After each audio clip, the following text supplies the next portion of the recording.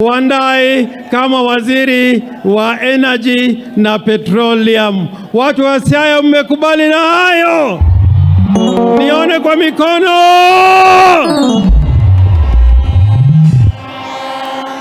I can assure you, I can tell you, Rais wa Republic of Kenya, that in Opiyo Wandayi, you have a thinker, you have an intellectual, and the work is going to be done in accordance to the needs of the Kenyan people. Opiyo Wandayi is not called an intellectual for nothing.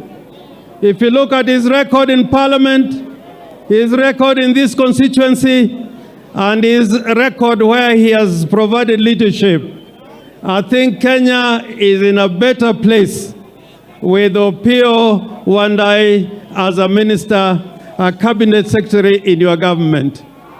Uye gemano joturwa. Uye gemano joturwa. Ya pili, vile umefika hapa Ugunja na hapa Sidindi ni historia kubwa. Hata mimi nakumbuka kuwa mbunge wa Ugenya ambaye ilikuwa inashika mpaka huko Ugunja. Mambo yangu ilianza hapa Sidindi na mahali inaitwa Sikalame. Na ni kweli watu wa hapa rais wakisema ndio ni ndio. Kwa wacho ni toenango. Toka wacho ni da toenango. Na nimeona kwa kweli watu wetu wamekubali na wamekubali na wamekubali.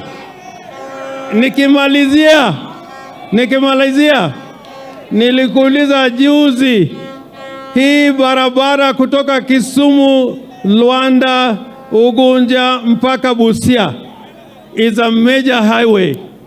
Is a major highway.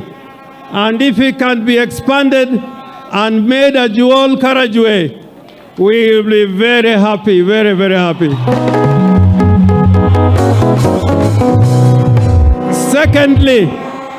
Secondly, I heard you yesterday saying that you're going to bring a modern market here in Sidindi. A modern market is coming in Sidindi, and this is in recognition of. And you know, the municipality is a major municipality. We have been promised a big standalone market in Ugunja, and I hope you will remember us and make Ugunja a nervous center for the highway from Kisumu, ambao ni muhimu sana. Thirdly, there's a water project ambao ni muhimu sana. Ugunja, Sega, Ukwala water project. The main project has been finished. It is just the last mile connectivity ndio imebaki. Hiyo hela ukituongezea watu wapate maji na pia watupatie stima, tutapata maendeleo katika area hii.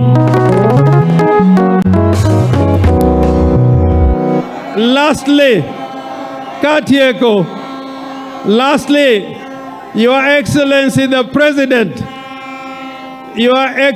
the President, I heard you when you took the oath to be the President of the Republic of Kenya and the Commander-in-Chief of the Kenya Defense Forces, that you are going to defend the Constitution. And I want to repeat that having seen what you have done, particularly in the last 12 months, we are assured as Kenyans in unity, remembering that Kenya by constitution is one indivisible nation, Tulete umoja ya watu wa Kenya wote as a people under one constitution, under one God, and Kenya will truly bless this great country we call Kenya. Ya mwisho kabisa, mambo ya Raila Amolo Odinga, mambo ya Raila Amolo Odinga, mambo ya Raila Amolo Odinga. Your Excellency, you're a true friend. When Raila became the Prime Minister, as you said, you supported Raila in becoming the Prime Minister of the Republic of Kenya and bringing this constitution. I remember we were with you in Serena when we started negotiations for the 2010 constitution. So we are truly grateful. Anka ye ta ye.